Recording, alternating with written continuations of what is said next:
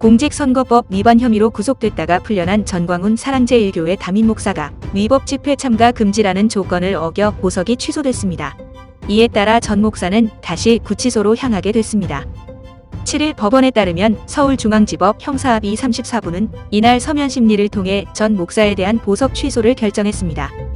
재판부는 피고인에 대해 형사소송법 제102조 제2항 제5호의 사유가 있다며 피고인에 대한 보석을 취소하고 보석 보증금 중 3천만 원을 몰취한다고 밝혔는데요. 형사소송법 제102조 제2항 제5호는 법원이 정한 조건을 위반한 경우 직권 또는 검사의 청구에 따라 결정으로 보석 또는 구속의 집행정지를 취소할 수 있다고 규정하고 있습니다. 이에 따라 전 목사는 이날 중으로 다시 구속될 것으로 예상됩니다. 검찰은 검찰사건 사무규칙에 따라 전 목사의 주거지 관할 경찰서에 수감지휘서를 보내는 등 전 목사에 대한 재구속 절차를 진행할 예정입니다. 앞서 재판부는 지난 4월 20일 전 목사에 대한 보석을 인용했습니다. 당시 재판부는 형사소송법 95조에 따라 전 목사에 대한 보석 필요성이 인정된다고 밝혔는데요. 형사소송법 95조는 도주 우려 등 보석을 허가하지 않아야 할 6개 조건을 담고 있는데 전 목사가 이에 해당하지 않는다는 판단이었습니다. 다만 재판부는 이 사건과 관련될 수 있거나 위법한 일체의 집회나 시위에 참가해서는 안 된다는 조건 등을 붙였습니다. 구속 56일 만에 보석으로 풀려났던 전 목사는 집회 참여를 제한한 보석 조건을 지키겠다는 입장을 밝혔습니다.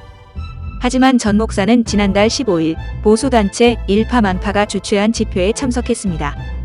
당시 전 목사는 집회에서 저를 이 자리에 못 나오게 하려고 중국 우한 바이러스 테러를 한 것이라며 바이러스가 점진적으로 일어난 게 아니라 바이러스균을 우리 교회에 갖다 부었다고 말했습니다.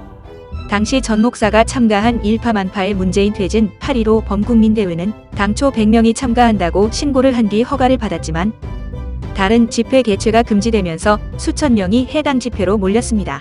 경찰은 이 집회를 불법 집회로 규정했습니다. 검찰은 전 목사가 집회에 참석한 다음 날 곧장 보석 조건 위반을 이유로 보석 취소 청구를 했습니다. 하지만 그 다음 날 전 목사는 신종 코로나 바이러스 감염증 진단검사 결과 양성 판정을 받았습니다. 전 목사가 코로나19 치료를 받으면서 법원 판단도 늦춰졌습니다. 재판부가 서면 심리만으로 전 목사에 대한 보석 취소 여부를 결정할 수 있었지만 구치소 사정 등을 고려할 때 당장 보석 취소를 결정하기는 불가능한 상황이었기 때문입니다. 그리고 지난 2일 전 목사는 코로나19 치료 끝에 퇴원했습니다. 전 목사는 퇴원하면서도 기자회견을 열어 현 정부에 대한 비판의 목소리를 높였습니다. 하지만 보석 취소에 따라 그는 결국 다시 구치소로 향하게 됐습니다.